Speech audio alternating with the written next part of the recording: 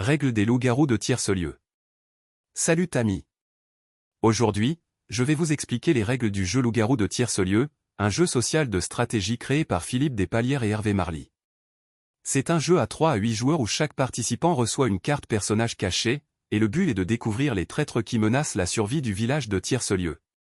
Matériel nécessaire. Carte personnage. Silhouette de bâtiment. Jetons de rôle visible. Une ou plusieurs pièces de jeu. Le jeu est français et vous pouvez trouver un lien pour l'acheter ici. Le but du jeu est de découvrir les traîtres qui se cachent parmi les joueurs et d'éliminer ces derniers pour sauver le village de tierce-lieu. Les règles sont conçues de telle manière que les joueurs doivent communiquer, bluffer et discuter ensemble pour déterminer l'identité des traîtres. 1. Le meneur endort le village. Au début de chaque tour, le meneur endort le village en invoquant un événement ou en donnant une consigne aux joueurs. Les joueurs discutent et communiquent ensemble pour résoudre l'événement et éventuellement découvrir les traîtres.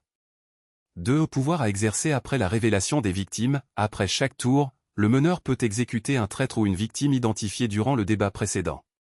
C'est également l'occasion de révéler les pouvoirs spécifiques de certains personnages. 3. Le village débat. Les joueurs débattent sur les éventuelles suspicions et bluffent ou disent la vérité, mais doivent rester crédibles pour ne pas être suspectés eux-mêmes. 4. Vote du village. Quand le meneur juge propice, il déclenche le vote du village. Chaque joueur pointe le doigt vers le joueur qu'il souhaite éliminer. Le joueur qui recueille la majorité des voix est éliminé et révèle sa carte personnage.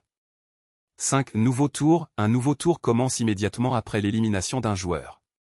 6. Fin de partie. La partie se termine lorsque tous les traîtres sont éliminés ou qu'un groupe de joueurs a rempli son objectif de victoire. Il n'y a pas de décompte de points dans ce jeu. Il y a aussi une variante appelée une nouvelle lune où certains personnages doivent être utilisés avec des cartes événements spécifiques. Les silhouettes de bâtiments et les jetons de rôle visibles peuvent également être utilisés dans ce mode de jeu. Un dernier point important, il est interdit de révéler sa carte personnage à quiconque, mais tout peut être dit. Ne pas communiquer avec les autres joueurs est aussi un élément clé du jeu pour découvrir les traîtres et gagner la partie.